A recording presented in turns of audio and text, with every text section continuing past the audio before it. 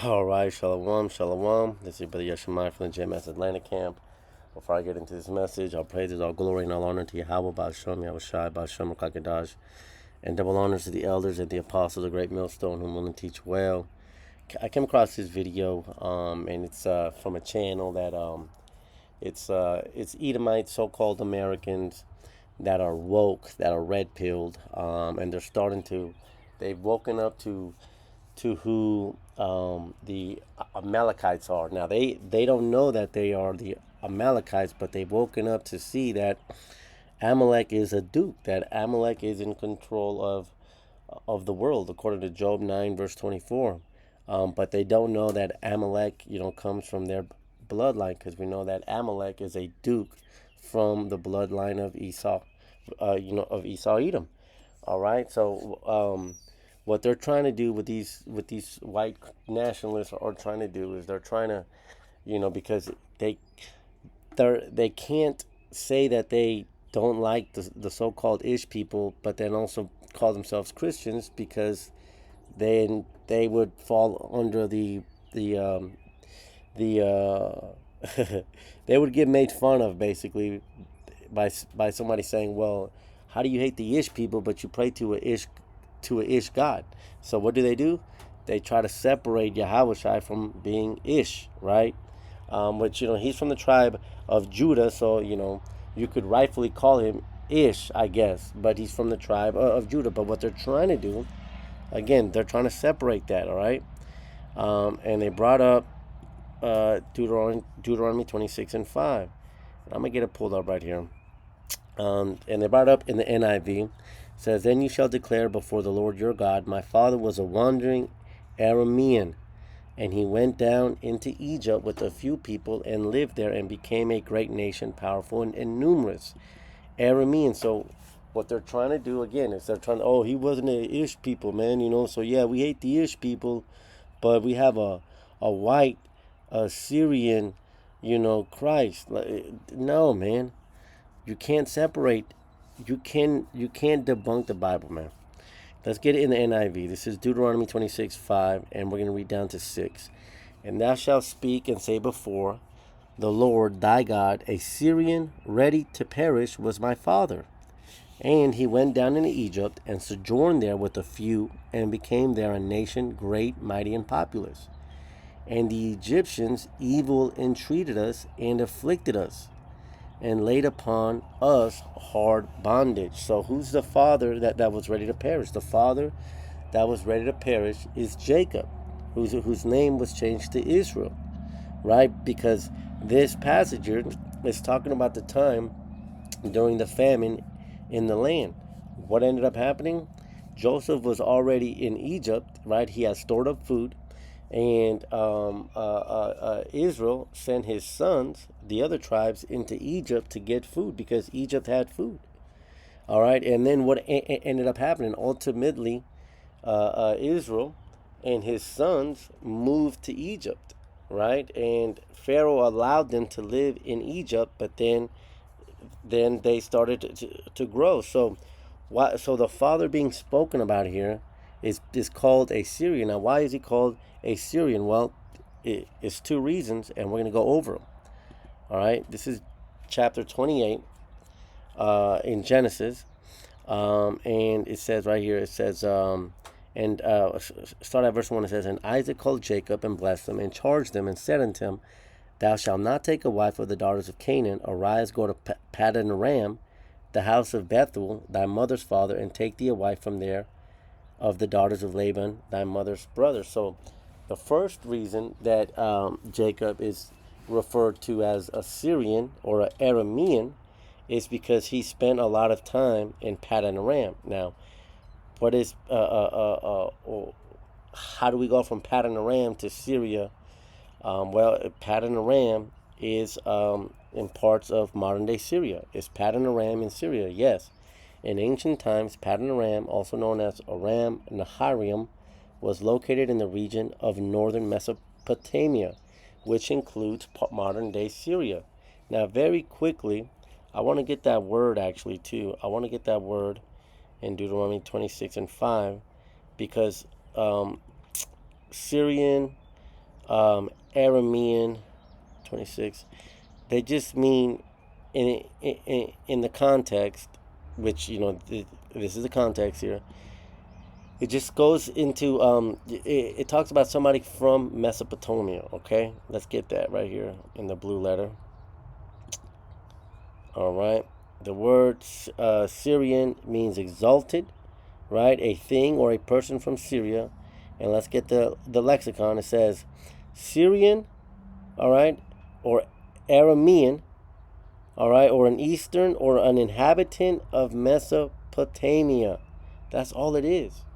Because Jacob worked for Leah and Rachel, for what? For like 14, 20 years, right? And so that's all it's talking about, man. So Syria, Assyrian, Paddan Aram, it just means from Mesopotamia, all right?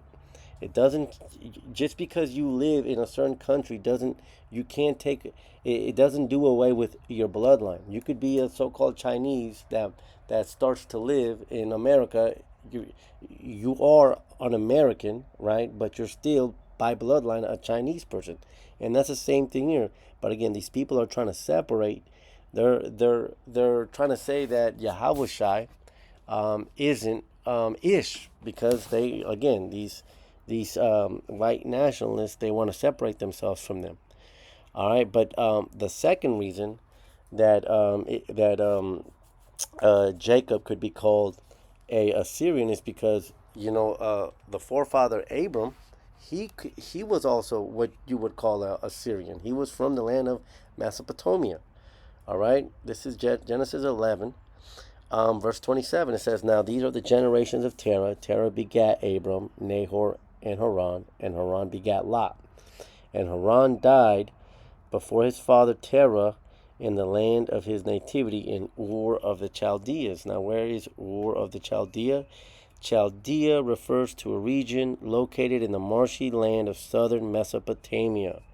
So, when that guy showed in his video that my father was a wandering aramean, he was, because he spent time working for Laban in Mesopotamia, and because the forefather Abraham was from the land of Chaldees, which is in the land of Mesopotamia, which is interchangeable with the word Syrian. All right, so you can't debunk scripture. You can't, these people got to look at themselves in the mirror and understand that you're Esau Edom, and that's just your brother Amalek or your cousin Amalek. All right, you're one in the same. You come from the same bloodline. And then so let's get on to the next point. He brings up Genesis 25 and 20. It says, "And Isaac was 40 years old when he married Rebekah, daughter of Bethuel, the Aramean, from Paddan Aram." So now he brings up another Aramean, and he tries to say that because the mom was an Aramean, that somehow matters. It wouldn't matter if the mom was a Moabite, all right, because the seed doesn't come from the woman; it comes from the man. All right. Let's see. Numbers 1 verse 18 says, "And they assembled all the congregation together on the first day of the second month, and they declared their pedigrees after their families by the house of their fathers, according to the number of the names from 20 years old and upward by their polls." So they declared their pedigrees by what? By the house of their father, man. Because it wouldn't have mattered.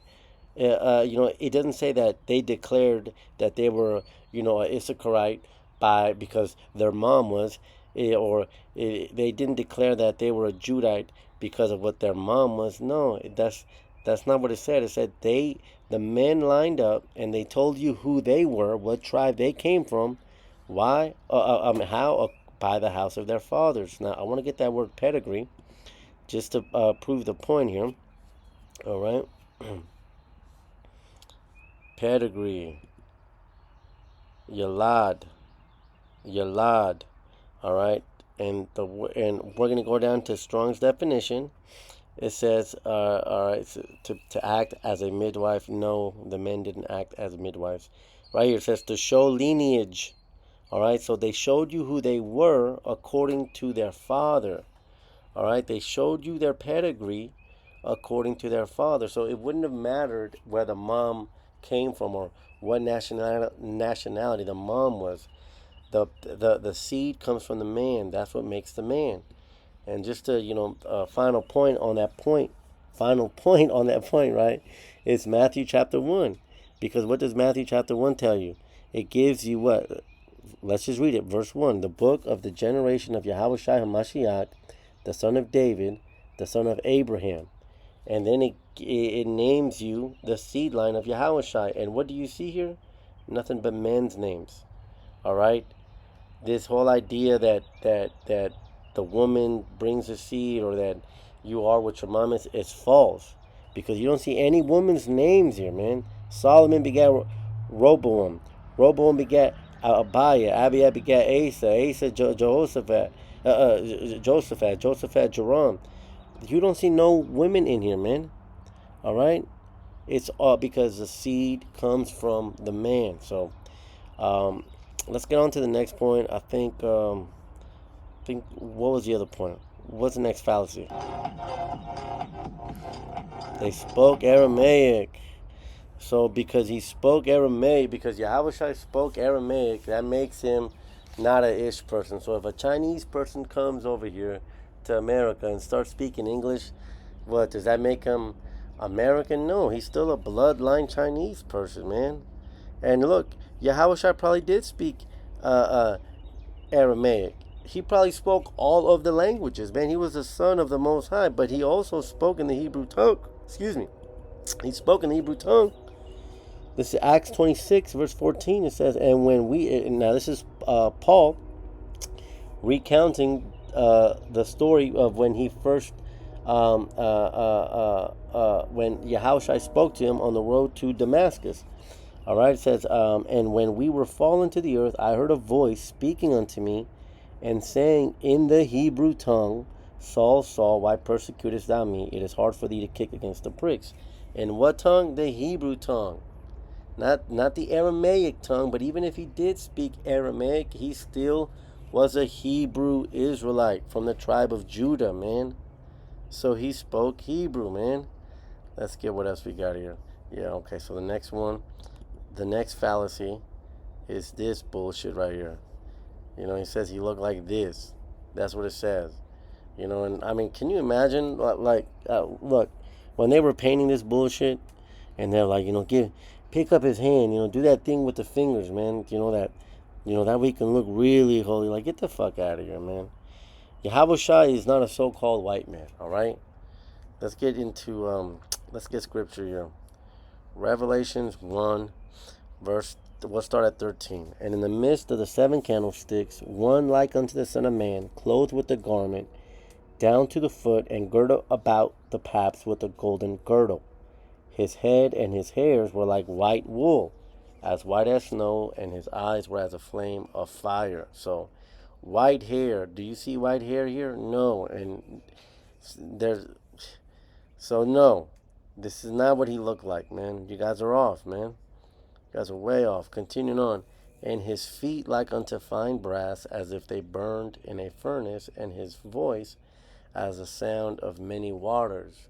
Because some Christians will say, oh, well, the white hair just means purity. Okay, well, if it does, it then describes his feet. And even the angels in Ezekiel chapter 10 describes the angels as having feet like burned brass.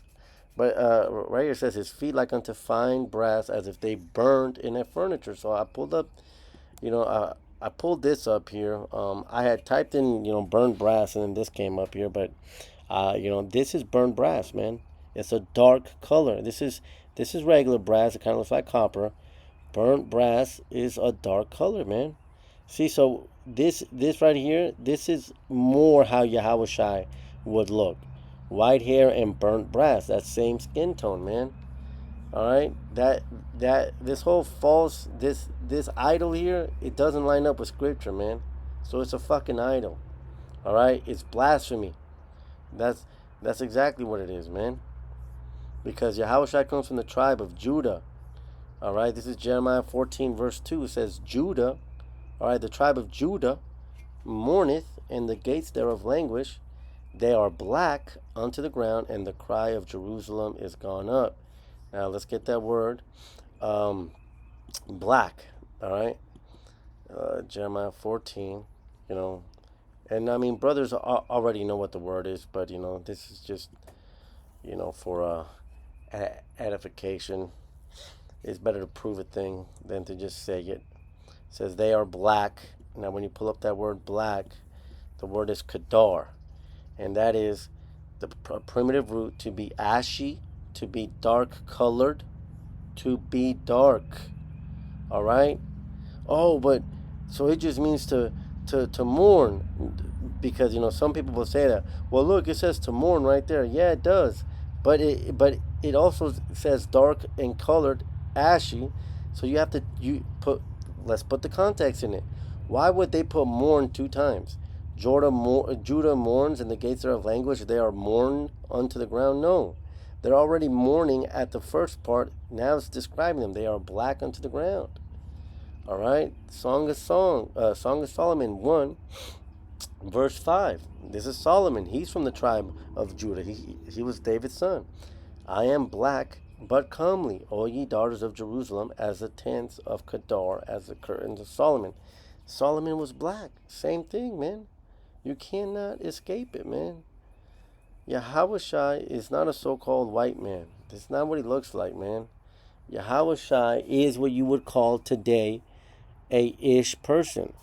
All right, and you white nationalists, stop trying to distance yourself, and stop trying to chop up the scriptures just so that you can have some kind of feeling of superiority, man. It's not going to work out for you.